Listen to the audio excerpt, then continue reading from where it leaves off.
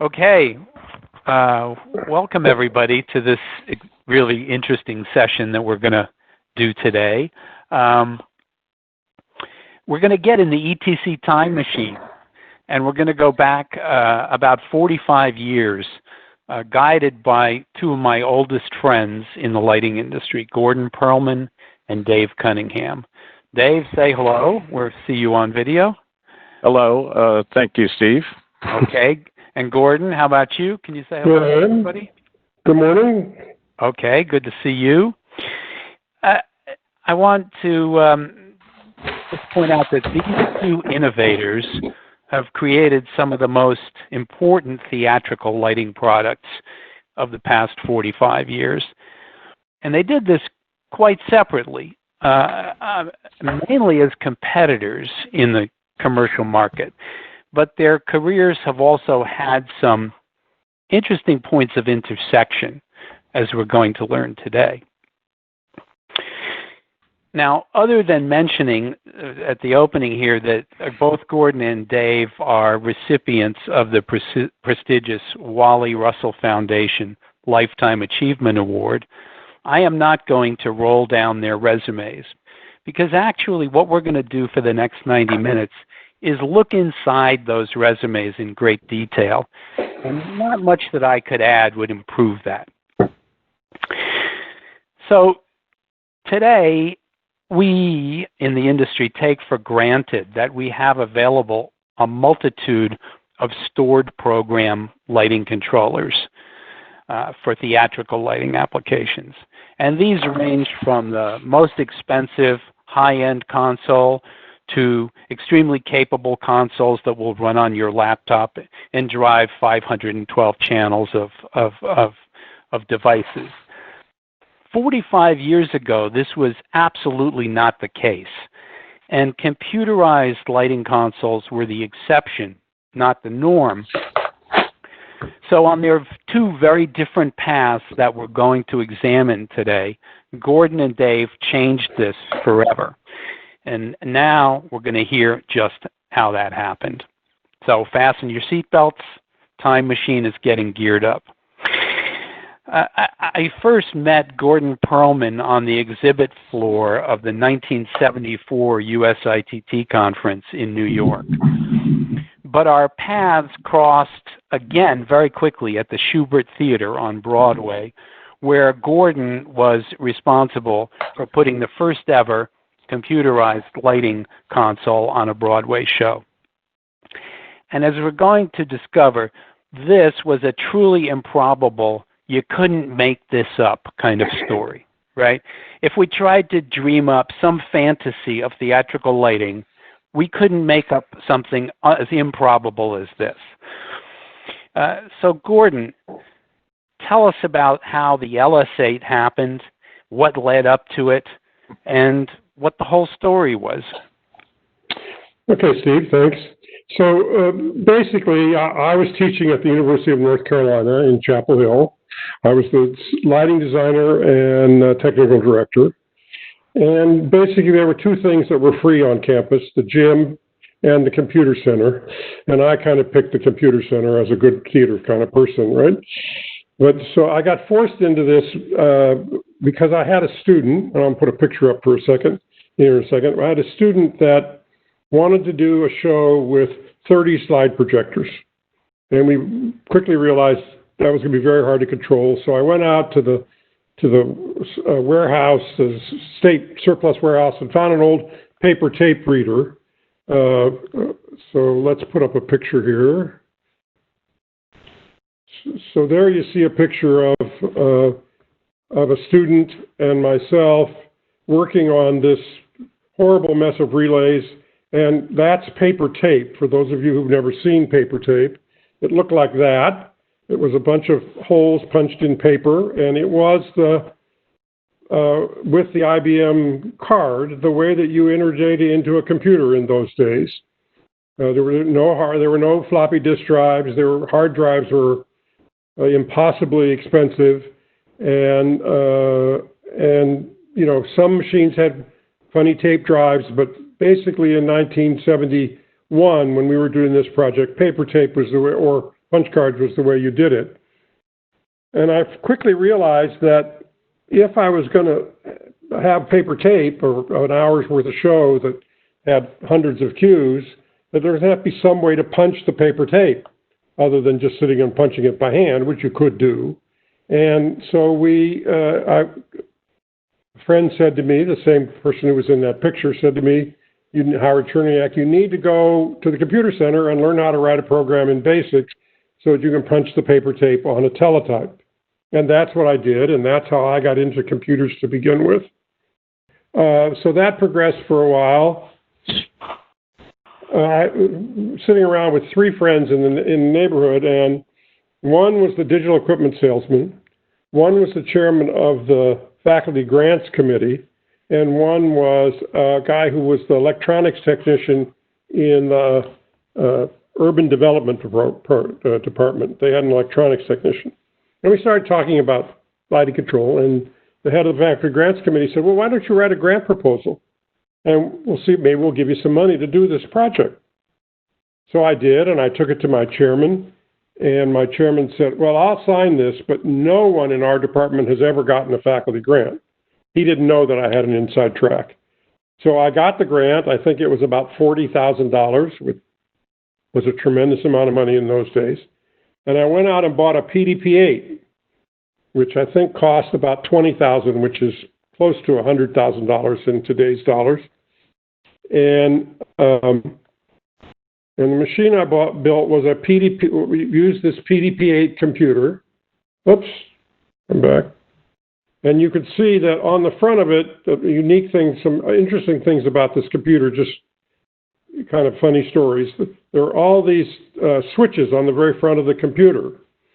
And those switches you used to toggle in a 16-bit instructions. This is the only way you could get the machine started.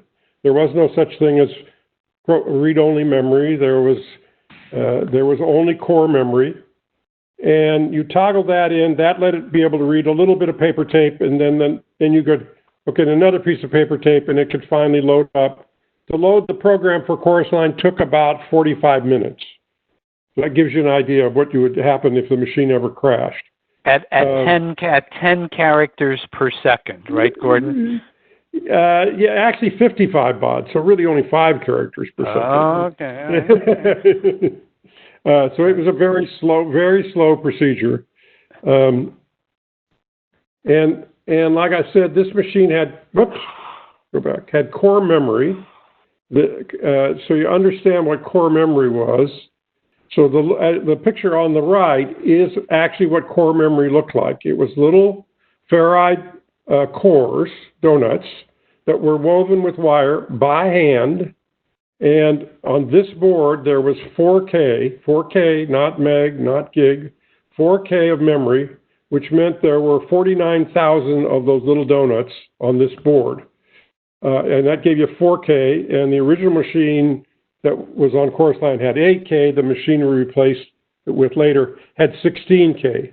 Now that had to store the program, all the code, and all of the cues for the show. All were stored in core memory. Just to give you an idea how crude all this was, this is the instruction set for this machine. You could see it had 25 instructions, and the most complicated one was to skip on a non-zero accumulator.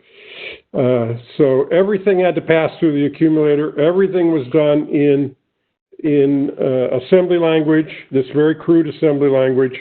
And you can see this little bit you see on the right side of the screen is what it required to just do a simple subtract. It required 4 instructions. So this was the only way. You couldn't write in a high-level language. There was no high-level language for this machine. So we built the machine. It worked very nicely. I did the electronics myself with the help of the technician from urban planning. It was very poorly designed because I didn't have any idea what I was doing. Amen, brother. That is true. That is true.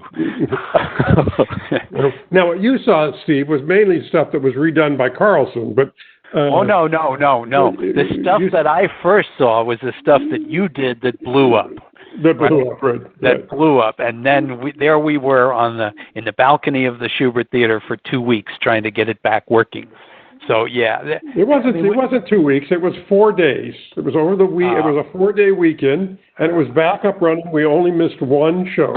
This is where, of course, everyone remembers it differently, right? But, we should point out that hardware in those days, right? These were 40-pin chips, CMOS chips, analog multiplexers, and if you looked sideways at them, any static electricity, any spikes on the power supply, they just blew up. They were not robust, right? So this sets the stage, which you'll get into in a minute. The fact that it worked at all is saying something, right? By all rights, it should never have worked. It was working. We worked in North Carolina for 6 straight months. Again, very, very limited show. We only had 12 electronic dimmers, so that was all we could do. So I built this thing down in North Carolina. We're at chorus line already. We shouldn't be there yet. The story is interesting before that. So Joel Rubin from Kliegl comes out to visit me in Chapel Hill. He's there for some little conference. I show it to him. He gets very excited. He sends down Jonelle Polanski to look at it. She gets very excited. I go to the USITT conference at the Waldorf Astoria in New York in '74, the one Steve was talking about, where we met. And Joel offers me a job. And I'm going to go to work for Kliegl in New York and do consults for them. This is where all of these little stories that Steve was talking about, all these, if it didn't happen this way, it happened that way, really are the story of my life. Things just kept changing out of my control, that all went very well. So Joel offers me the job. I quit my job in Chapel Hill. And then there's a family emergency, which we won't get into details, at Kliegl. It's an interesting story if you ever want to hear it. And Kliegl cannot make any decisions. So I'm without a job and not going to Kliegl. And so the EDI rep calls up Kliegl, who's also the Kliegl rep, by the way, calls up EDI and says, you should come out and look at this product. So they did, and I get hired at EDI as the vice president, supposed to be doing sales and console work. And we show it at the next USITT in Anaheim, which was in March of '75, or April, I'm not sure, right? And I moved to Portland with my family, 2 small children. I arrive in Portland on July the 6th, move into a new house, no telephone, no cell phones, obviously. And on July the 8th, there's a knock on the front door, and Paul Bennett, the president of Electronics Diversified, is there, and he tells me that they had made arrangements to ship a system they were working on, which was a 8080 microprocessor-based system that they can't get working. I mean, side story, they never did get it to work. And they're going to have to deliver my machine. Now, they've built this one machine already that was at the trade show. The only problem is it didn't have any outputs, because at a trade show, you don't need outputs. You're just showing the screen. So it couldn't drive dimmers. So in 48 hours, Steve Carlson and I and people flying up from LA with parts, and Bob Krugel, as I remember him, flew up twice in those 48 hours to carry parts up from LA, and there was no FedEx. And we got them built, and 48 hours straight work, I was on a plane to New York with the LS-8 in the belly of the plane. And this was the demo machine that we used down at the trade show. It still had some wire wrap boards in it, if I remember correctly. And we flew to New York, and I get picked up at the airport by a technician from 4-Star, and yet another strange story occurs. We start driving around New York. He stops every once in a while and goes to a payphone, makes a call, gets back, and we keep driving. I mean, in circles around Manhattan. First, he takes the slowest route he can find into town and everything. And finally, we deliver this, late at night, we finally deliver the system. It turns out that 4-Star and David Merrick were in a fight over who owned lighting fixtures that Merrick had stored at 4-Star for years. And the sheriff was there repossessing all of those fixtures.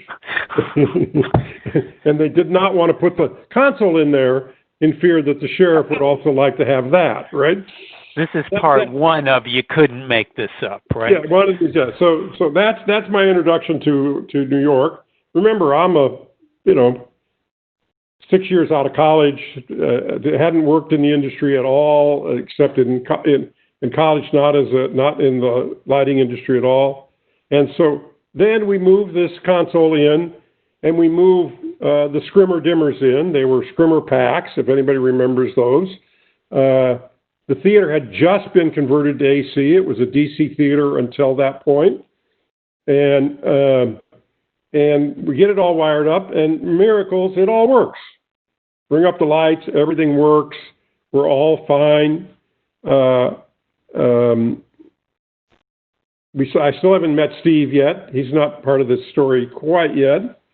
And we load the program in, which I told you takes about an hour, and everything's running just perfectly. I then say to Theron, okay, it's all up. Stop for a moment. Theron being Theron Musser. Theron Musser. The lighting designer. Who coincidentally, and purely coincidentally, I knew because she had been, for American Contemporary Theater, had done their rehearsals at University of North Carolina in Greensboro, where I was the tech director for Chapel Hill, and so I was her assistant on the shows when she worked in that theater, and so I already knew her. And so we load the show in. I stay there.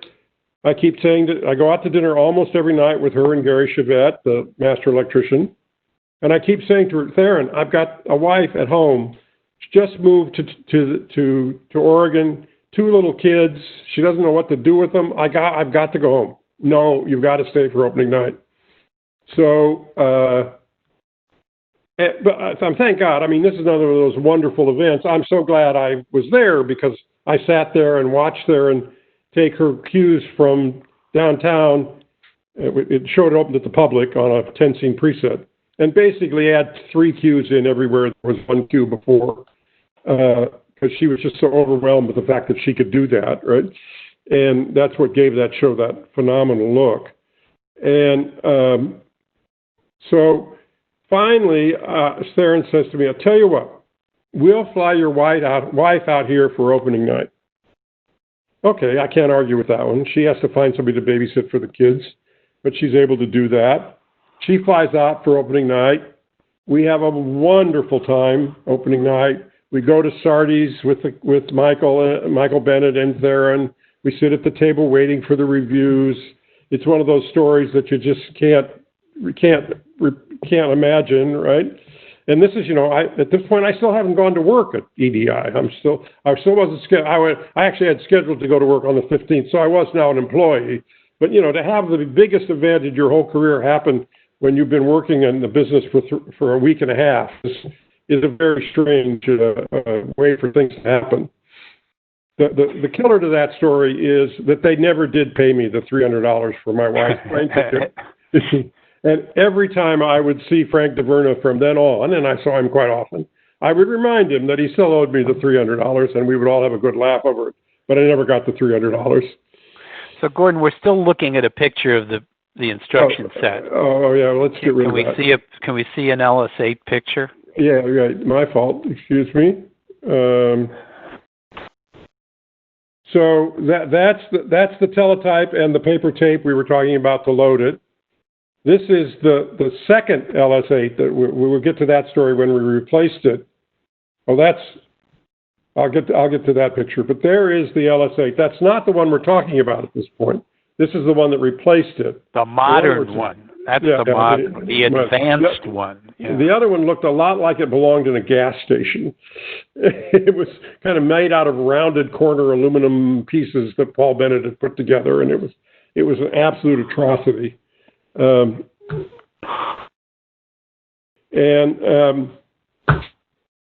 So we're there, and the show is running just fine. I finally do go back to Portland, and about 2.5, 3 weeks later, I get a panic call from Gary Chevette that the machine has crashed in the afternoon when they were doing some work on it. Turns out a technician who we won't name had decided to remove the power supply without turning the power off and shorted it against the case, put 110 volts on the case of the machine, frying a tremendous amount of electronics. So I get on a plane and I fly out there, and when I get there, there's this guy who's introduced to me as a bright young man from Dance Theater of Harlem. And he's a friend of Gary's, and Gary has brought him in. He's not a member of the union at this point, and had brought him in to help out for the day. Well, thank God he was there, because he knew how to source. The big thing he did, he knew how to source parts in New York, which was not an easy thing to do, right? He knew about all these little places where you might be able to pick stuff up. And was Steve there with us too? Steve Carson? I don't think so. I don't think so. I don't think so. No. Yeah. No. I think it's just he might. I don't know. He might have been, Gordon. He might have been there. I can't remember that either. But they actually did have to run the show on the Scrimmer backup, which was a single scene. I'm sure nobody remembers. Two-scene preset. Was it a two-scene preset? Two-scene preset, but it might as well have been a single row. Single scene, yeah. Because it was 96. It was 96 pots, and you couldn't get enough people in front of it to actually do. And the pots were scattered all over. They were hung up here on this wall and over the console, and because we were in this little tiny booth at the Schubert, right? Yeah, and you have to, and in that tiny booth to run that show were two electricians, Gary Chevette and Dermot Lynch, the assistant, Jeff Hamlin, the stage manager, Theron Musser, her assistant Richard Whittler, and Marilyn Renigal, right? And so on the fly, basically keeping two cues ahead, Theron would say, "Don't do this one, do that one plus channel 81." It was a complete. And actually, it was the first time I had seen the show. So I sat on the steps of the booth, outside the booth, while this was happening, and watched what was, what people later tell me was a disaster, but was the most beautiful and incredible show I had ever seen. So it could be done, but, the idea of a backup, basically the backup was, you could get some lights on it, but that was about it. Right. So. And they did it. I think they only did it that one night, and then it was they weren't performing on Sunday, or Monday. So we had those 2 days to get it working, and by that 2 days, we did get it. For some miracle, we did get it working. And he thinks it was longer than that, but no, I know it was longer than that. I know it was longer than that. Why? Because go read Linda Essing's book. Richard says it was 3 days. That's the only reason. Well, I just remember that a lot of questions from the cast were posed. Is Sam better yet? They had given the console a name. Console right? Sam. Yeah.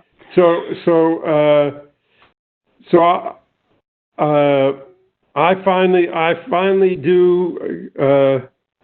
It finally does get working, and then what I will describe. I have always described as the miracle on Schubert's Alley occurs. It continues to run. without reloading the program for the next 3 months. Yeah. Or 3.5, 4 months until we can go back. I can go back and panically build a whole new console. In the meantime, since the 73, when I bought my PDP-8, they brought out a new PDP-8. I'll put it back up again now. So there's the new PDP-8 with its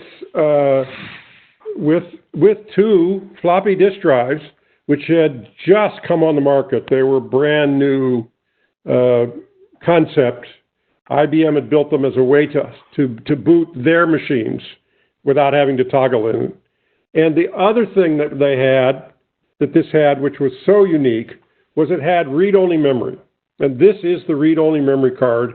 And the way you got read-only memory was you cut out the diodes you wanted to be 1s, and you left in the diodes you wanted to be 0.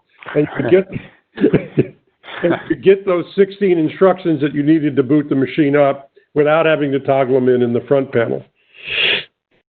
So it was quite a jump forward for us. We now had 16K of memory instead of 8. And then, but the really fascinating thing is the miracle that other console ran for 4 months without being, because basically in order to reboot the machine, you would have, if Steve wasn't there, you would have to call Steve up. He would have to come in from wherever he was and reboot the machine because nobody else knew how to do it, right? But this points out a question that I often talk about, Gordon, which is, you were saying you were just somebody from North Carolina. In New York, we would have called you a rube from North Carolina. Yeah, well, very appropriately. And the point was the absolute audacity of putting on the first Broadway show to ever use a computer with no backup, no possible way to run the show if the computer was not functional, and a prototype which, as Gordon said, stored the code and the cues, and with no way to reload them if the machine crashed. So someone was smiling on this whole situation. Oh yes, absolutely. The audacity of it is just breathtaking. It's breathtaking. So anyway. But you should have seen this thing that EDI was planning to send. If you think this was a rube, it was unbelievable, right? It was called TAM, the adaptable memory, as I recall. Right, yes. And that they thought they would put that on a Broadway show. That would have been a disaster beyond belief, right? So Gordon, just talk about, we're looking at a picture of the LSA. Just tick off a few of the relevant features and specs for this thing, like 96 channels, right? This one had 100 channels. I don't know how we came at that number, but it had 100 channels, and it had enough memory to store half the show, I would say, and at some point you had during the show that couldn't have been in the. Yes, that's right, but that couldn't have happened in the first 6 months because they didn't have any way to reload the show. No, the second machine obviously had less memory because it would read. I don't understand that. It had more memory. Well, we would maybe it had worse code in it. Or they added some cues, right? But the answer was we had to reload the machine from the floppy in the middle of the show. And thank God there was a blackout there during the Paul monologue scene of A Chorus Line, because the computer could not support keeping the output sample and hold amplifiers alive while it was reading from floppy disk. So if you happen to have a cue up and you went to read from floppy, the lights went like this, right? And so we had an opportune moment to reload. But the thing I forgot to mention about this machine, just to put it in why this was the case, is this machine ran at 0.33 MIPS. That's million instructions per minute. To put that in second. Put that in scale. Your phone runs at about 400,000 MIPS. And so this was running at for one instruction in this machine, your phone can do 1 million instructions. So that just shows you what we were up against to try and get it to even refresh the dimmers. If you do a little quick math, you'll see that you can only, if you're refreshing the dimmers 22 times a second, which is what we did, you only get 76 instructions in the refresh loop. And of course, it has to keep doing everything else, monitoring the keyboard, putting up the display, all those other things. And so to think that it could possibly run the floppies, and again, no floppy drivers from Digital Equipment Company. I had to sit and watch the floppy turn and decide when to read the bit as I would monitor the turning of the floppy and read one bit off at a time. So there was none of this, read the file. No such instruction. So everything was done in absolute one instruction at a time. And there were no interrupts. There was no way to skip. There was no contact switching. You couldn't switch to a subroutine. Everything had to be in one hard loop. And so that's why we had to go. The machine had to stop in order to read the floppies. And there was no patch in this machine, right? 100 channels, 100 dimmers. That was it, 1-to-1, right? Right. But 100 dimmers, just to put everybody to scale, 100 dimmers was the most dimmers that had, but twice as many dimmers that had ever been used on a Broadway show before, right? Because remember, for every 12 dimmers, you had to have an operator. Yeah. So it was a massive show, and Theron had the clout. I mean, by the way, this was not a cheap machine, right? We talk about. In $1975, I don't know what the exact invoice was. $100,000. Yeah, think about that. $100,000 in $1975. $1 million. Yeah, it's a big number. And Theron had the clout to do that because she said, okay, we know what it takes to run this show. We've just done it down at the Public Theater on, a house five-scene preset and a bunch of rental equipment. And the show cannot be done without a memory system. And it was the biggest hit ever. It was there was no way to get a ticket to this show when it was downtown. So she got what she wanted from the Schuberts, and off we went. So I want to just a couple more pictures just for the fun of it. That's the very elaborate display. It was strictly a character display, and so you had two. Talking about what it had two split dip. It had a split dipless crossfader A and B. It had two time faders, which you had to set the time manually. Those decisions were made not because the computer couldn't set the times itself, but there was this horrible resistance to the computer doing anything by itself that some human didn't interact with it on its way. And so we left those as manual. The next version of the software that I don't know if we ever loaded on Chorus Line, but certainly was loaded at the Geary in San Francisco, had time faders that loaded the time automatically. Not a very big deal. And you see it had this little wonderful feature down here where you could write a note, 10 count on exit. So you could write a note on every single cue. Yes, indeed. And there's the data sheet for those who are interested. It sold 3 units total in the life of the product. Which is there a picture we'll of the get one? into that story now, right? Yeah. So when it came time to do the tours, Steve Skirpan of Skirpan Lighting had a really weak patent on using a CRT to display lighting control information. And he sued EDI, and so Four Star was afraid to buy a product from EDI because they didn't want to get sued. So that's where Dave comes into the picture. We'll get to, we could probably branch off to Dave here pretty quickly. Absolutely. But a very interesting sidelight to this story, which I just learned last year from Tom Folsom, is that he was for a short time president of EDI, and going through their records, he discovered what the royalty would have been if EDI would have paid it to Skirpan. It was $500 on the first 10 units and $250 on all additional units. Each, $500 each. Each, right. Which was zero, nothing, pennies. Because compared to what he paid on lawyers, he could have paid the royalty 85 times. Again, one of those very lucky breaks. Because if EDI had kept this product going, I would never have gone back to Kliegl and been able to do all the Kliegl products and all that kind of stuff. Because this was not a product that belonged at EDI. They were not capable of maintaining it or to do anything with it.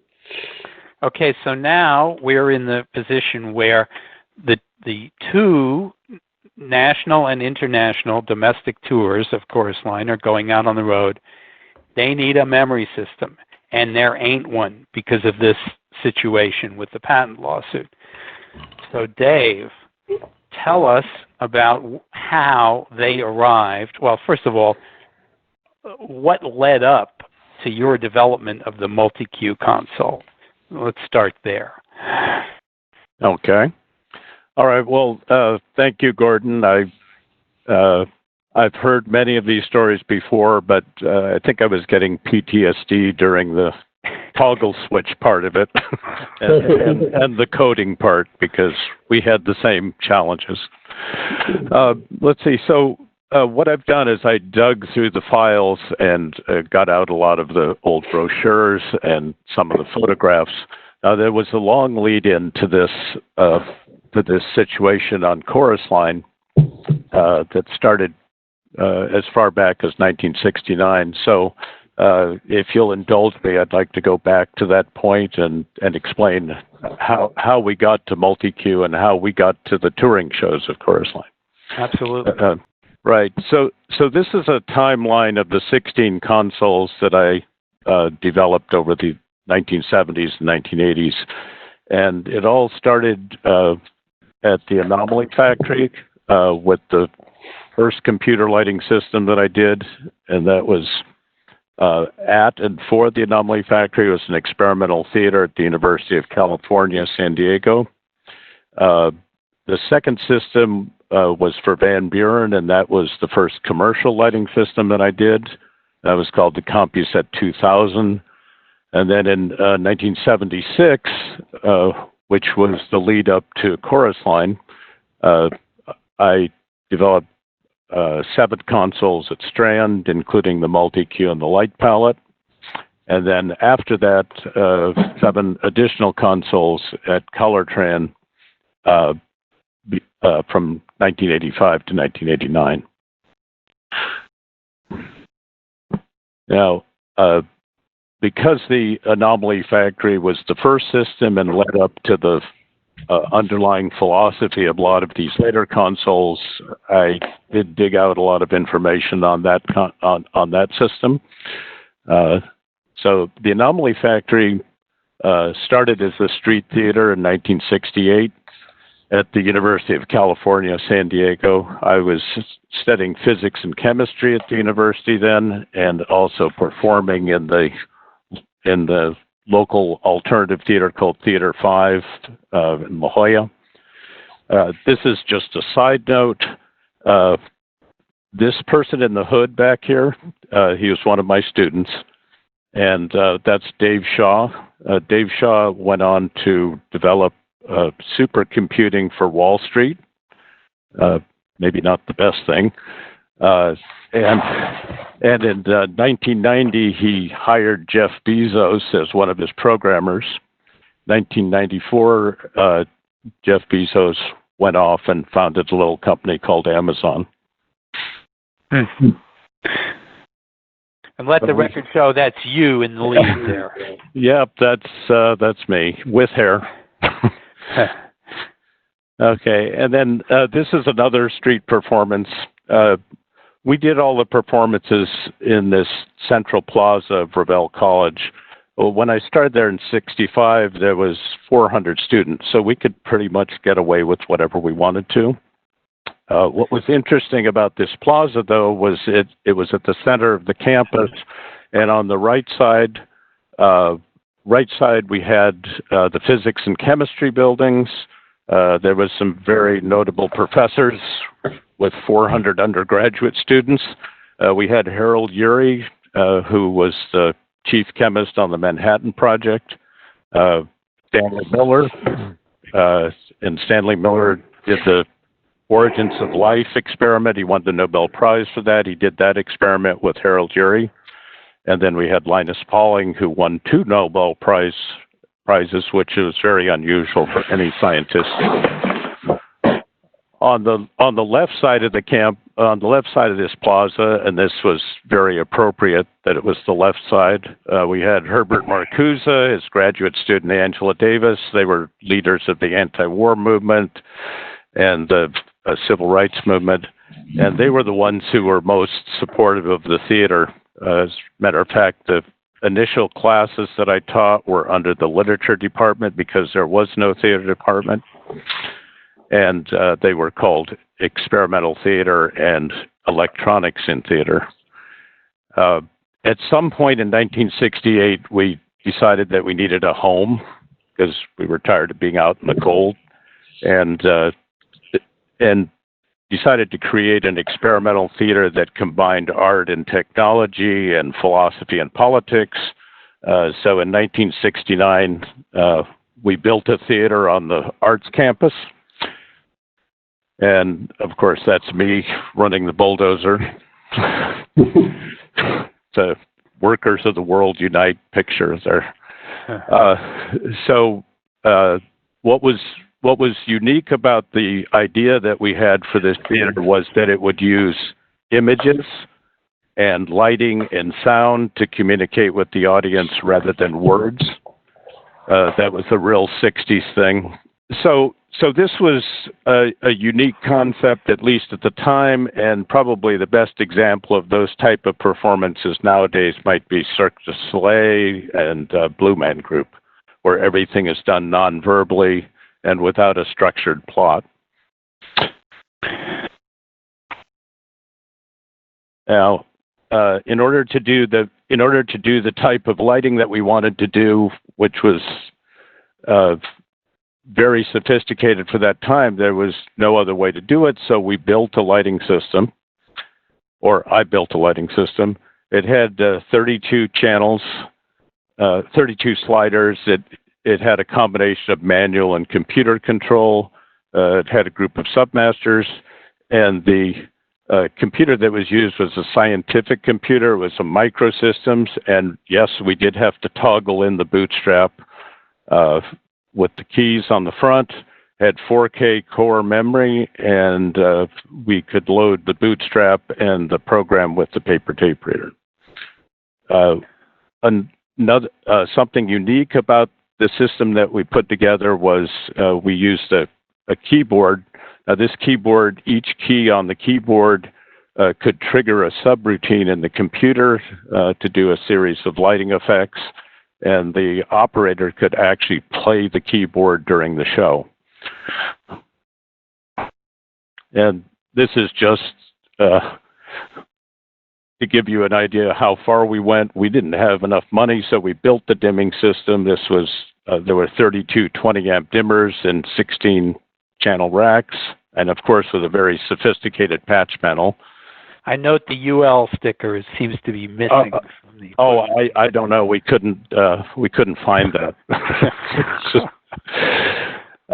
So if you want to think of this was a predecessor to Cd80 and D192 and ultimately Sensor.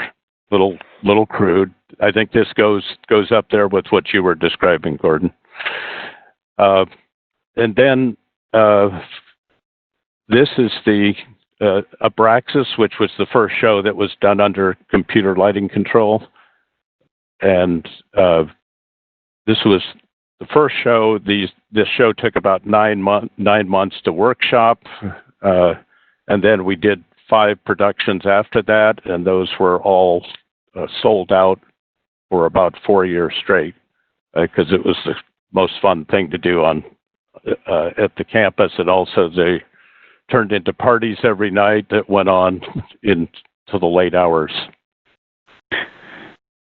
I think people were coming for the parties more than the show, but it got them started.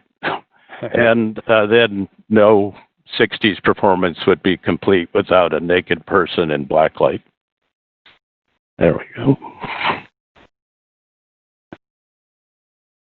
And this, at some point, we codified, or I codified the design of the system that we had developed, and it was a very general purpose show control system in reality, not really just a lighting system. The inputs could be any analog inputs, including voltage-controlled splitters, Moog synthesizers, switches. There could be remote sensors in the audience, like photocells and sound inputs. And then everything went into the computer. There was peripherals that were used to control it. And then on the output, voltage-controlled devices and digital devices. And we envisioned this system controlling both the lighting and the sound. And we had a limited budget, so we never fully implemented the sound portion of it, although we did have voltage-controlled amplifiers available and like I said, the Moog synthesizers for creating the music, not for live operation. And then around 73, it just seemed like the 60s were over, so I closed the theater and moved to Los Angeles and did this system for Van Buren Industries. This is the first commercial system that I did. So it had a fader wing with potentiometers that could be used to set a preset and then recorded into the computer. This was the control panel. It had a PDP 1105 and a dual tape drive. And again, this is 1973. We did have a display terminal, which nobody seemed to complain about, and it displayed the levels of the lights. It wasn't interactive with the system, though. So this is the control panel for the CompuSet 2000. Had a keypad. You could load numbers into the various display windows. So to record preset 6, you would load 6 into this window and then hit wing record. It would record all the potentiometers. You could also record off the stage, which was a composition of both of whatever lighting levels were on the stage at the time. And then there was a channel control. You could go in and modify an individual channel in a preset with the up-down button. That was our equivalent of the wheel. And you could also set the entire preset, but you could only do it one channel at a time. Now, at this point, this is I think they finished the system in 1973. Van Buren was in a lot of trouble economically. I had saved $800, so I met some friends in Venice. We dropped acid. I got a backpack and took it to Europe and traveled on the train every night to save money and spent 4 months traveling all over Europe. I think at the end I came into London and met with the people at Strand, and I met with Pink Floyd there. So I could have gone either way, either into the rock and roll business or the lighting business, and it turned out that I got re-inspired by lighting and came back to Los Angeles and met Wally Russell in 1975, and he said, I need to develop a system quickly. He'd seen the layouts of the CompuSet, and he said, you've got 5 months to make 2 systems, and I said, sure, which was, sounds fast now, but we did get it done. And so, that's the playback, two split bliss crossfaders. So in '76, Multi-Q went on the 2 touring shows of Chorus Line. So that was the secret project that he was working on. I had no idea, and I think the secrecy was probably tied into the fact that there was that lawsuit going on. And Wally told me later on that he had MMS console sitting in the back room waiting in case something didn't come through. And this was not quite as ballsy as the LS8, but it was certainly something that could have gone wrong. The Multi-Q looks very much like a second-generation CompuSet.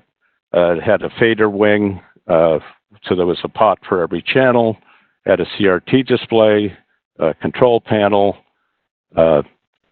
split crossfader, which I'll get to, a backup system. It actually did have a 16 preset backup system. Instead of an 1105 PDP 1105, it had an LSI 11 in a card cage here, and then 2 8-inch floppy disk drives. This is the actual control panel, and you'll notice the similarities to the CompuSet. Very much the same layout. You set levels, put them in into the preset window, and then you could hit the record button.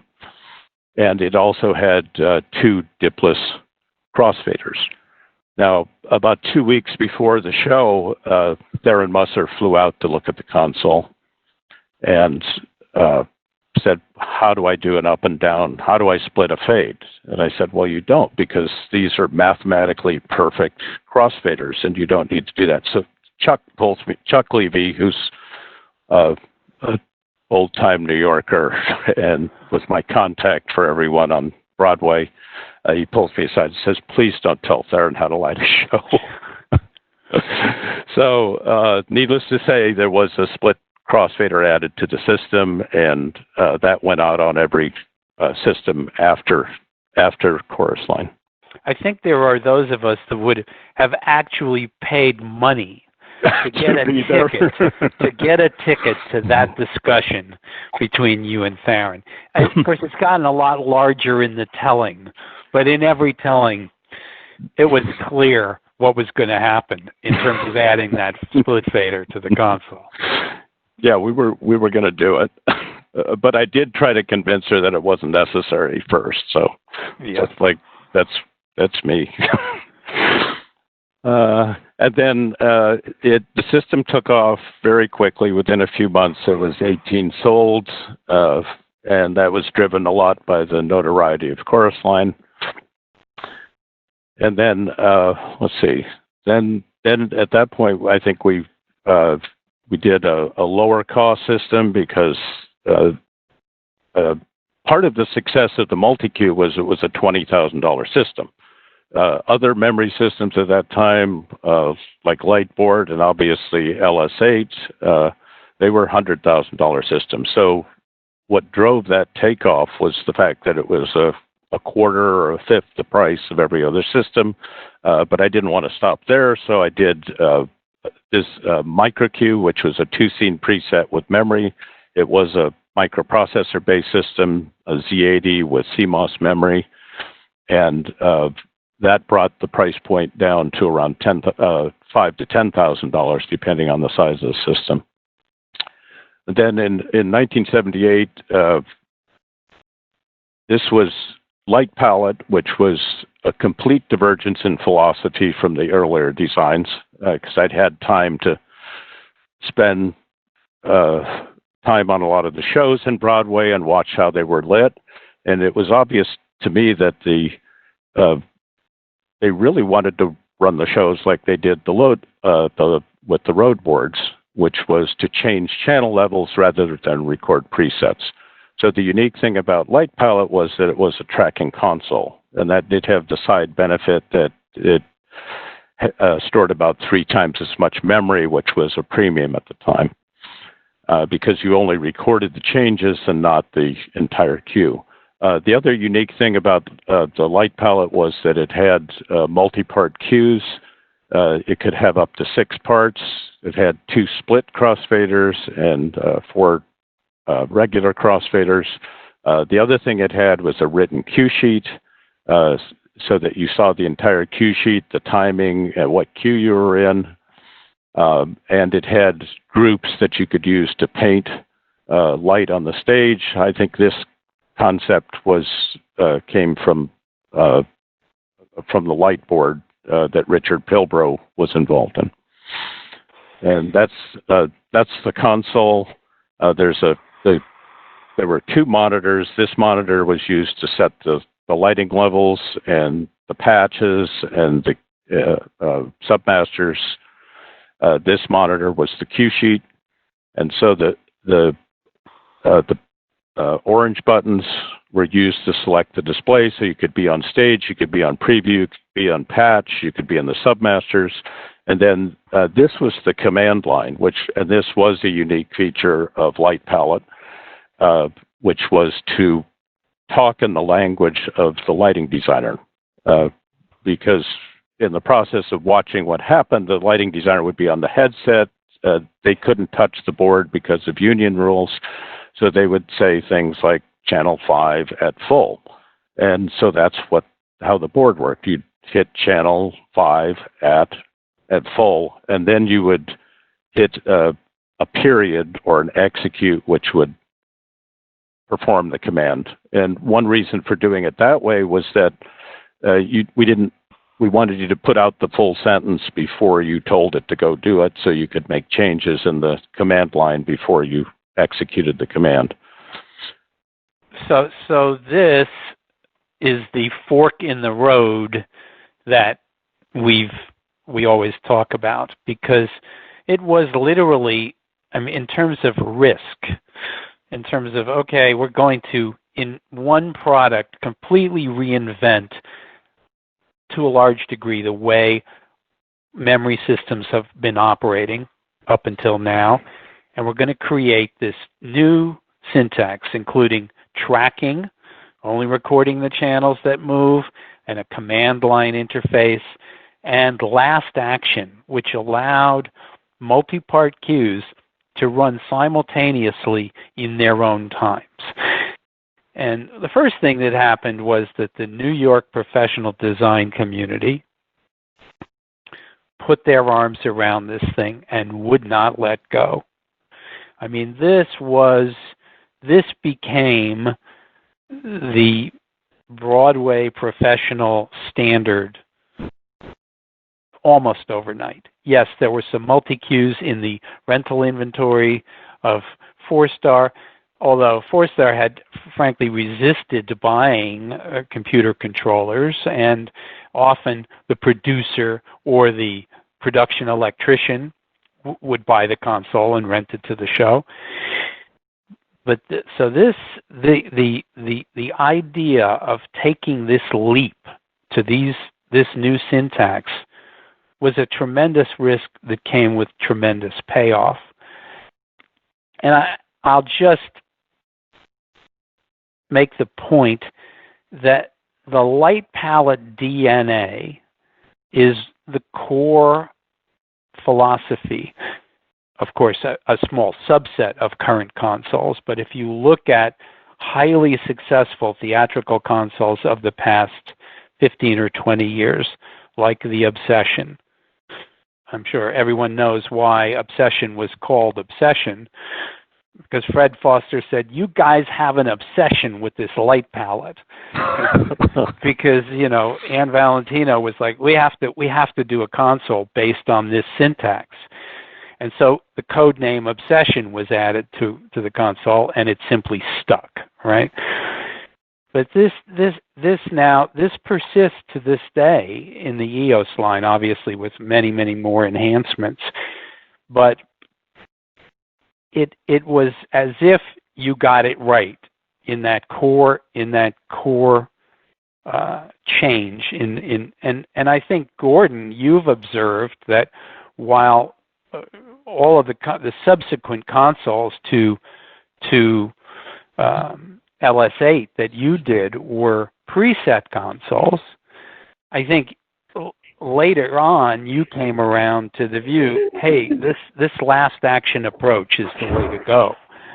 Well, I had two experiences with that. Of course, am I on now? Yeah. Yes, you are.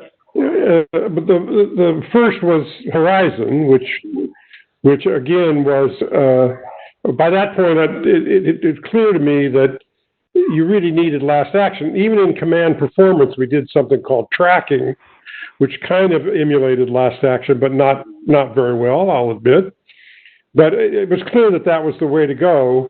And then after I retired, just for the fun of it, I decided I'd write a console that ran on an iPhone, and discovered how much easier it was to do tracking than it was to do preset. And I said, oh my God, why wasn't I doing tracking all along? It's so much easier, but less memory, less computations. You're only doing one computation for each channel. It was yeah. Can't deny it was the way to go. But when we did Horizon, I would take it out and try to demo it. And people would say, no, I can't. My students can't understand that tracking stuff. I need a preset console. And of course, by that time, Performer was pretty much everywhere. And everybody said, no, we want Performer. We want a pure tracking console, right? Do we have pictures of Performer that we can have a look at? Yes, we do. Because Performer is near and dear to me because it was the first memory console that Production Arts, my company in New York, acquired. And it completely changed the state of memory lighting control, especially in the rental market. Yeah. So there's Performer 1, which basically, up until Performer, the writer on a Broadway show would say, build a little booth and air condition it to put the console in it when shows toured, and everything toured in big crates, and they were all big things. So the big unique thing about Performer is that it was little, and it was all in that box. And this Performer 1 was a pure analog system. This is before DMX. It output I think 125 channels of analog data, 128 probably, and then Performer 2 and 3 had DMX. So two things happened here. Now, here was a console that was relatively inexpensive. We bought these in lots of 5 for Production Arts, and I think they were around $15,000 a piece.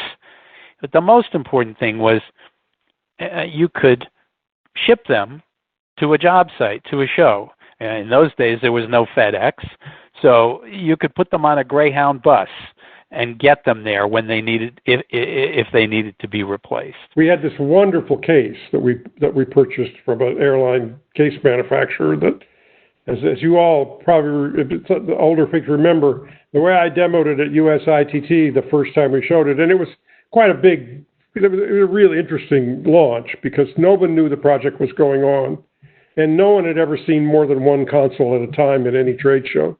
And when we went to the trade show, the Kliegl booth was all set up. There were 9 tables around there. There was nothing on them. The morning that the show opened, we brought the 9 consoles down and set them on the booths, and there were 9 consoles in the room. And then when I did the demo, I walked up on stage, pretended to trip, threw the console across the stage, and then took it out, and it still ran. Inside, it was a disaster, but that's a different story.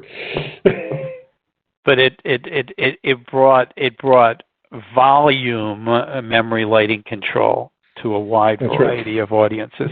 But still, at $15,000 a pop for a rental company, this still commanded a rental rate of, as I recall, $500 the first week and $250 a week thereafter. And that was pretty rich for one of the core Production Arts markets, which was off-Broadway, right? So, do you have an Access picture, Gordon? Yeah, so there's Access. That was an exercise to see how cheaply one could possibly build a console. And there are those that, in retrospect, would say too cheaply. And why was that? Why was that? I'm one of them, right? Yeah, because every button that you cut saved a whole lot of money, and so you had menus upon menus upon menus, context switching, But this console, as I recall, had a list price of $2,499 or $26.99, right? And lore has it that there was $85 worth of parts in it. No. That's not true. $149 was the parts cost, everything except the monitor. Okay. So it was a very inexpensive console to build, which, was a great feat, but turns out to be a disaster in the long run because there was no possible way to make any money off of it. No matter how many you sold, you couldn't make any money off of it. So it was. I think Twill did Great American Market, who got to double the price that we sold it to him for. He did real well on it, but we never made any money off of it. So, but this class of console, and now things are in the now sub $5,000 cost. Now made memory lighting control available to the smallest off-Broadway show, and that changed everything, right? I mean, it was it basically became not a luxury, but an integral part of every show, and so preset consoles disappeared from all but the very, very smallest productions. And so, we sold. We would first of all only sell them in lots of 5. We wouldn't sell single units, and they only went through dealers. So, but I think in the first year we sold almost 500 consoles. So it was a completely different scale of any other console, and every little company in the world could have a console. Yeah, and of course it pushed lots of other companies, namely ETC, into developing much lower cost consoles at much higher volumes. But by the way, these were not PC based consoles at this point. That, for instance, the Access was an 8051 processor, and presumably a lot of assembly language programming went into that. Not high level language, or it was all written in assembly language. Okay, so now let's switch back to.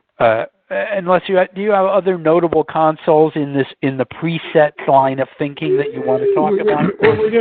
We should quickly go through those. Let me just share again here for a second, and go back through after Performer. Before Performer we did Performance, which was a modular console. You could have more playback units. You could have more channel control units. You could swap them around. Each one of those had a microprocessor. Each panel had a microprocessor in it. It was a very nice system. It also had this ridiculous door at the back that opened up that had sliders all across it. So you had 100 sliders across the top of there. If you weren't careful closing the door, you'd lose a finger, but that's another whole story. But building this thing at Kliegl was just a quick sideline. When I took the plans, I sent plans to Kliegl. We were in Portland. Kliegl was in New York. I said, I need to punch these panels. When I got there, nothing fit. Because, of course, the PC boards were done down to the micro-inch, and the console was laid out with a ruler. And so Kliegl was a real metal bending shop. So we finally had to farm out all the metal out of the shop to get it to work right. So we did that console. We did Performer. We did 5 versions of Performer. It seemed to stay around forever. Then we did Command Performance, which was a big multi-screen cue sheet, several faders console, and it sold pretty well, not terrifically, but that was so. Those are the consoles we did for. It's still not a PC in that console, right? That console still has a Texas Instrument Trash 80 microprocessor in it. Had 2, but it was still microprocessor based. Okay. One did the patching and one did everything else. Okay. And then, of course, we did Horizon, which was a pure PC based. All you bought was the interface box to drive the dimmers, Everything else was off. And it was a pure last action console. Okay, so that's one approach. With the command line. Mm-hmm. Yeah, so that was one approach. Use a standard PC, load Horizon software into it, off we go. Now let's go back to Dave, if we can, and talk about the approach you took at ColorTran, Dave, with the Prestige line. Talk about that a little bit. Okay. Let's see. Let's share again. Okay. So just to finish up strands, I'll do this quickly. That was in the first year of Light Palette. It definitely, as you said, took over Broadway. There were 10 Broadway shows, 5 on West End, television studios, Metropolitan Opera, Kennedy Center. And then after Light Palette, we did the Cd80 Dimmer. And the reason I have that in there is because that changed the requirements for the consoles, because the dimmer was so inexpensive that it eliminated patch panels, and now instead of 40 dimmers, 60 dimmers, or 100 dimmers, you had hundreds of dimmers and sometimes even thousands of dimmers. And that put a big demand on the control consoles after that date. Gordon had done a Performer in 1979, so then the response I did was the Mini Palette. Well, Mini Palette wasn't such an obedient prodigy, so we did the Mini Light Palette. Wait. Let's not. let's back up and savor that a little bit. Mini Palette was an unmitigated disaster. It did not work with capital letters. I don't know how many were shipped, but not many. But okay, now go ahead. I mean, because these things happen, right? This was an x86-based console, and it was not yet ready in terms of processing power or code to do the job that it was asked to do. Yes. That's why we had to do it again. Right. Okay. And it was. So Dave, I'm just curious. When did you move away from assembly language to a higher level language? These were all assembly language. These are all assembly language. Yeah, for speed. We never used I never programmed in a high level language. Yeah, the only one I ever did was the fun one I did for the iPhone, which I never released. Yeah, let's look at this one instead. Yeah. Thank you for not letting me skip by that too fast. So this was a good product. But this is a great product. No, I mean this allowed Light Palette to go to the masses, right? I mean, and this became, we bought 15 of these systems at Production Arts, and again, just like Light Palette had been embraced, this one was as well. And it's because it was a Light Palette. No, absolutely right. It was a Light Palette. That's right. We had to bring it into the real world by creating hardware to plug into its bus at Production Arts, so it would deliver DMX 512, because Strand didn't have any part of that. But it was portable. It could be shipped by FedEx, and it was a Light Palette. Can I interject for just a second here? Just a mild, humble brag. I have Mini Light Palette serial number 4 in my basement. Okay. Right on. All right. Good. Okay. All right. Fair enough. Yeah. Okay. Well, I just have a few more slides, so let me wrap up. Go ahead. I know we're getting. In 1982, this was the last console product that I did for Strand. It was a low-cost memory system, 2-scene preset with memory and the Cd80 pack. And this was the last product I did because at that point, Wally was unceremoniously removed from the company, and that's why I was there. So I decided to go off and start Entertech, which was an independent group. And then, Steve, you mentioned that moved into the products for ColorTran, which I can go through pretty quickly. They were the Prestige series. Now, these were theoretically a subset of light palette, but we didn't quite get it right, now, at least according to... Let's just savor that for a moment. So we have the creator of light palette now attempting to knock off light palette. And so when Prestige came into the market, we thought, oh, good, we have a low-cost PC-based light palette. Terrific. We'll go for that. And unfortunately, you can talk about the problems, Dave, but the primary problem was it was not an accurate copy of the operating software the designers had come to expect. It was almost that, but they didn't exactly embrace it. I think Ken Billington said to me, I put it on a show with Ken Billington, and I recall these words, Steve, how could you do this to me? Okay.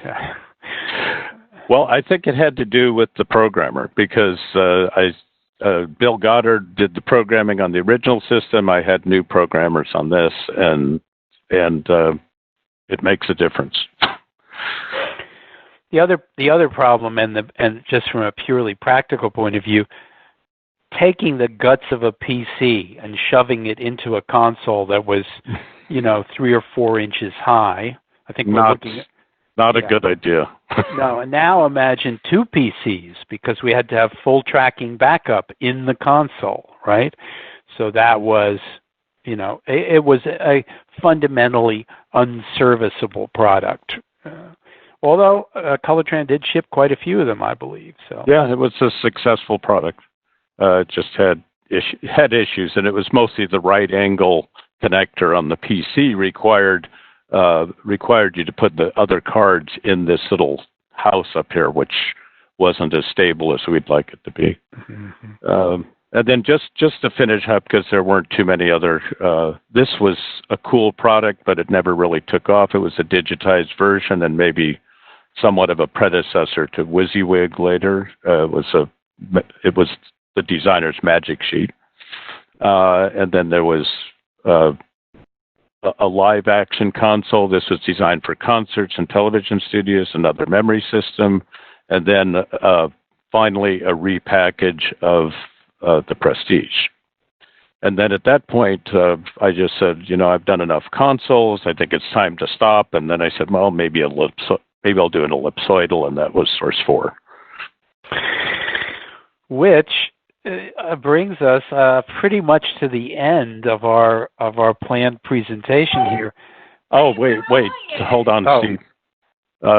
Can I get the screen? What are you up to? Oh, let me use. We're parking downstairs. Come join us. Sorry, guys. So what? We're doing a video conference here, so I'll just be a few minutes. Well, groovy. Hi, everybody. Well, guys, just promise me you won't keep him too long, because party's pumping downstairs. Everyone's waiting for you. All right, see you guys. We'll see you down there. Okay.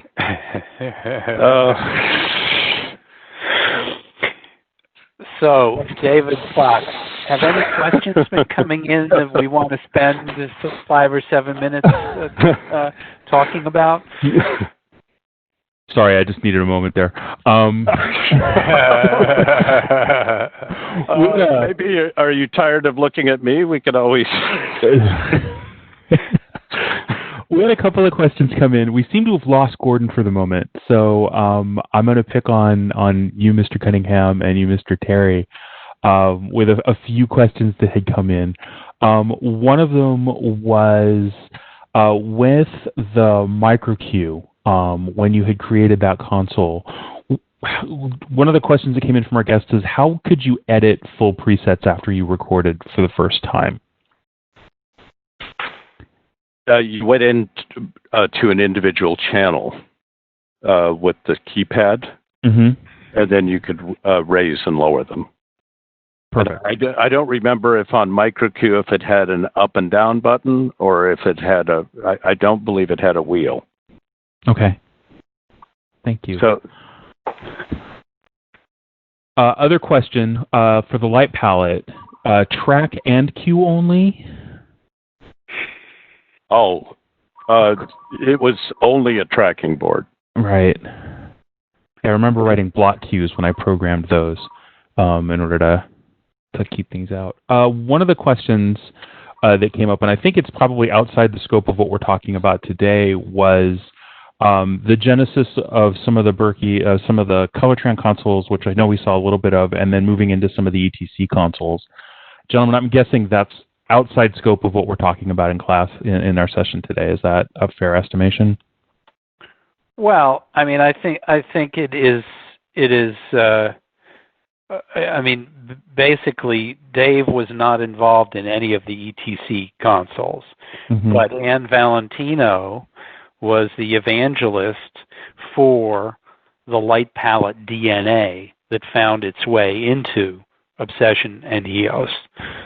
So, definitely there was a recognition on the part of ETC, and it was a two-part recognition. For a long time, we maintained the expression line of consoles and the Obsession line, and then then we basically standardized on a single line of console, going from very small and inexpensive to very large, but still with that light palette DNA.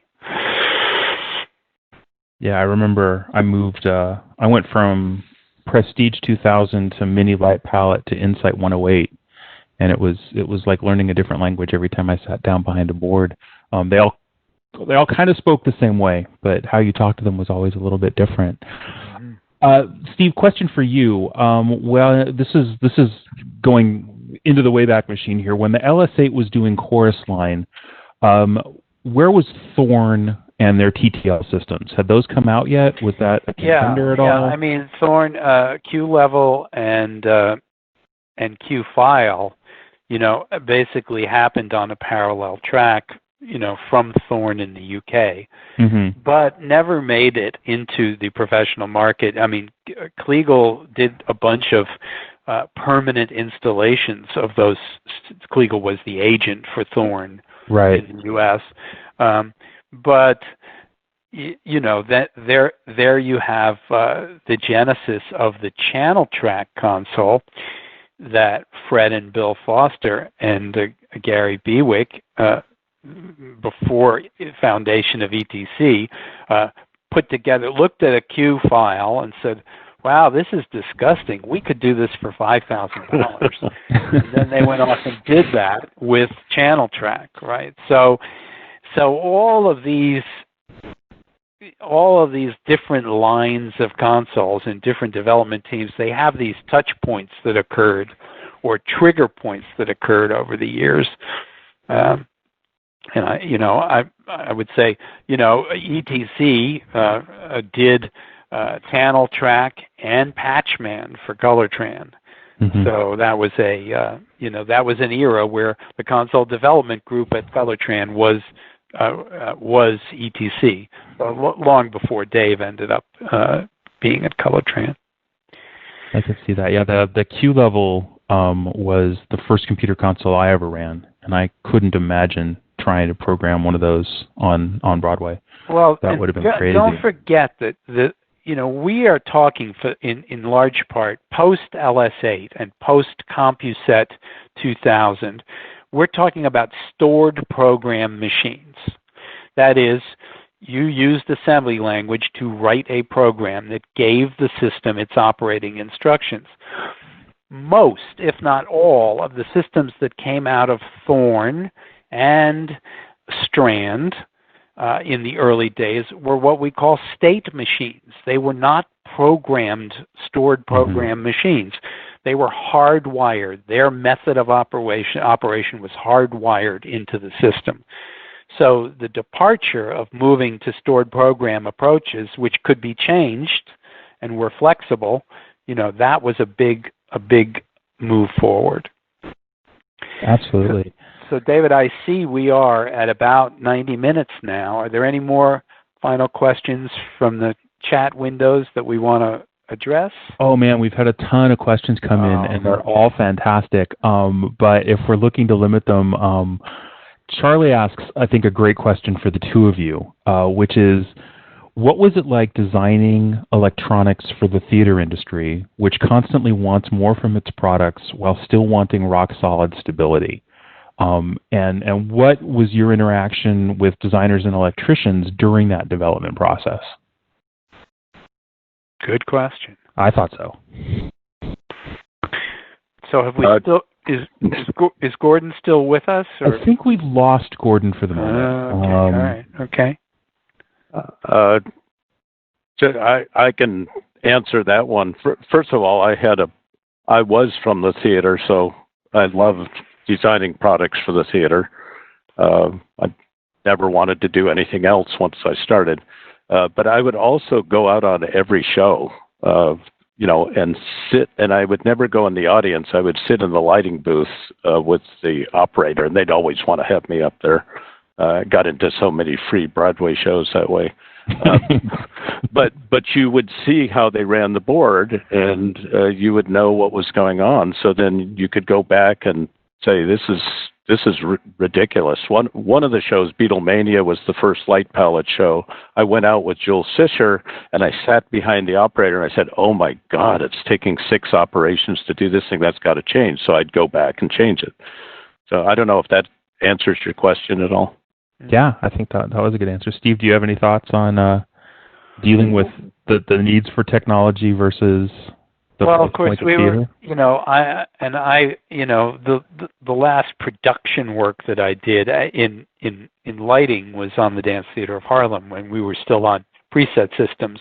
But I was right in the middle between the designers and the manufacturers when in the production arts days. And, if I had to summarize my interaction with many manufacturers, including Gordon and including Dave, it would be... I'm back, by the way. Can you hear me now? Yes, welcome back. Yeah, my internet went down. I'm now hotspotting from my phone. Okay, good. Technology. So I was just going to say that my interaction with manufacturers on new products under development was more often than not could be summarized by this statement. What on earth were you guys thinking? Right? Because I was between the designer and the manufacturer. And that was a role that production arts played in a lot of new product development during the early years, was to encapsulate the issues from the designers and from the electricians, and then, I don't want to say hold a gun to their heads, but convince manufacturers that a change might be needed or a different approach might be needed.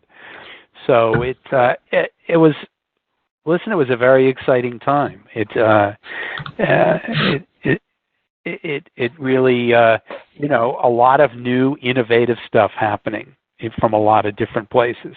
A lot of bad innovative stuff happening too. I mean, there's a long list of manufacturers who we can't remember the name of, like Ithaca Theater Lighting, or any number of people that came out with ill-advised hardware or software implementations. But obviously, the stuff that came out of Gordon and Dave had wide adoption and persisted over many, many years. Can I show a couple more pictures just for a second, just to round this out? Absolutely. While that's coming up, Bob Valley says it was an exciting time to be an electrician. And Bobby Valley was, yes. Bobby Valley was the guy that actually decided, okay, it's time to send the LS8 to console heaven. And that was the point at which the LS8, that's what Gordon is going to show us. Yeah. So when the LS8 went to console heaven, which was 11 years after we installed it, which for any console is a long time, especially one that was that so out of date by that point. Steve had the initiative to save it. He stuck it in the basement at Production Arts, and one time called me up and said, "Would you like it?" I said, "Yeah." He says, "Okay, I'll ship it to you." So he shipped it to me. And about 6 or 8 months later, I got a call from the Computer Museum in Boston. And they said, "We understand that you have this console from Chorus Line." And so we arranged to donate it to them. And when they did an exhibit of the history of computing, when it came to talking about mini computers, not before PCs, the example that they used of the mini computer was this computer from Chorus Line, and it was quite a thrill. I went to opening night, to the opening of that, and you see, and all of these really big, important computer guys were there. The woman who'd written Fortran, all of the really big and the next day in the Boston paper was this picture, because, theater is much more fun than any of that other stuff. And so it stayed there for about 8 or 9 years. Is that right, Steve? Yeah. And now it's stored at the Computer History Museum in San Jose as an artifact. And I tried to get it back from them, and they know it's the only PDB-8 they've got, and so they're not giving it up. And so it's stored away. Can you zoom in on that at all, Gordon? Yeah, because it's sad. It's quite sad, actually, to look at the state that it ended up. It's not on exhibit. It's just in their warehouse. Yeah, it's just in their warehouse. But it's there. The front panel's gone. But it still looks like, the great story when the lady said, "Okay, we want it," I said, "Okay, and it still works." And she said, "Don't tell me that, because if it still works, we have to keep it working." So again, Steve came to the rescue and donated an Access console, and so I donated the console. He donated some dimmers and some lights, and that's where you get this nice look here of. And there's the Access sitting on a little table. There's the Access sitting on a little table where you could press a button down there and it would actually run some cues. That yellow button down there ran some cues. And the only thing that's, of course, completely wrong about this photograph is there was never a female operator on that show. But it's a nice thought. Yeah. So anyway, Bobby Valley was 11 years later the electrician at the Shubert Theater, and replaced the LS8 with multi-cue, because the tours had closed, or one or more of them had closed, and so now there's a surplus of multi-cues, and that finished the run at the Shubert. So, anything else from the question list, David? A couple of questions that had come in for Gordon really early, and for the Uber geeks among us. What were the dimmers that you had in '71 at Chapel Hill? Do you remember? Okay, yeah. We had one skimmer pack, and of course the rest of the dimmers in all the rest of the theaters were Ariel Davis auto transformers. So the only place was in a temporary space that we used. We had one skimmer pack, and that was the 12 dimmers that we could hook up to the unit. Wow. John also asked, whatever happened to Steve Carlson? Does anybody know what he's up to, what he's doing now? Oh, yeah, he's still around. I see him every once in a while. He's in Portland. He did continued to do a lot of consulting in the industry and out. He's actually became like Steve Terry, a geek on standards, and he's been very active in the Wi-Fi standards for the computer industry, not for the theater. But he's still around, and I see him every once in a while. He's very active in the IEEE 802.3 Ethernet standards effort. I think he was the secretary for a while. I don't know if he still is or not. Yeah, I think he may be, yes. Question for Mr. Cunningham. Mike says, I remember the Mantrix. Did you do the Lightboard M? And if you did not, who did? Who would admit to doing it? That's the point. No, I did not do the Lightboard M. Thank you. Fair enough. That was a Strand product. And, well, no, it might have been done after I left. Fair. And Ann Valentino was the product manager, and I wish she was here, and maybe I'm sure we will get her on one of these for the next chapter in the future. But she tells great stories about the fact that here we had this piece of hardware for Lightboard M, and really no software and no idea of what the software should do. So her job as the product manager became creating what that product would do. And then maybe that was the first console she did that on. Well, there was a lot of disarray after Wally left and after I left, and actually the entire R&D department left and came to work for Intertech. So I don't think they had anybody to design anything. We did another version of Performer for them called, what was it called? Impact. Yeah. I remember that. Which Ann was the product manager as well. Wait a minute. This just proves how shameless you are, Gordon. Because Performer actually had a There's a word for that. Yeah, I know. You got to understand why I did that. You got to understand why. It's not so shameless. Kliegl, the last order from Kliegl was for 12 consoles, which I delivered, which they never paid for. So that's when Impact went to Strand, right? But wait, we had Panache. For GAM. So it basically had 3 iterations from 3 different manufacturers. Right? Well, no, 4.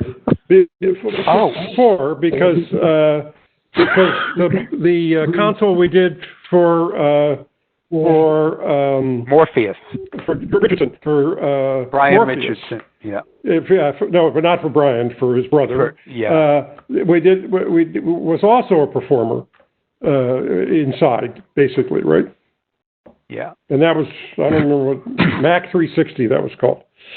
Well, Clifton was actually asking a question about, could you guys talk about the genesis of MA consoles, and was there any crossover there? I would say no. From my point of view. None whatsoever. Okay. None what? Yeah. I mean, look, MA first came on my radar when they showed up at Production Arts with a little console called Scan Commander, and its claim to fame was it recorded moving light positions in XYZ space, and this was pretty novel back then. But really no cross-pollination in the DNA, either to or from MA in terms of these products we've been discussing. Any other questions we want to address? Oh man, you guys tell me how much time you have, because we keep getting some interesting questions from a bunch of folks. One of the questions, and I was going to try and answer this, but I know I'm going to get the date wrong. Came in from Randy. When did the move from analog to AMX happen? Analog to AMX. Yeah. AMX. The multi-cue was analog. Mm-hmm. Right. AMX would have been the later versions of Light Palette because it was tied into CD80. Yeah, I remember it was tied into CD80, but I couldn't remember. It had to be. That would have been 1980. It had to be CD80 because that was the only system that could accept an AMX signal. Right. Fair. Gordon, do you remember when Horizon came out? God, no. Much later, but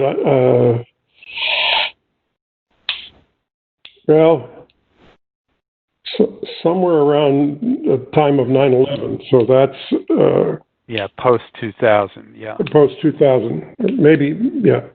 Yeah. Fair. I think we've had I know we're coming up, we've gone way over time. I don't want to take up too much of your time, gentlemen. I'll give you one last question that Ellen asks, and I think it's a great way to close us out today. If the three of you could put your minds together, what would you invent in terms of a next generation console, knowing what you know now?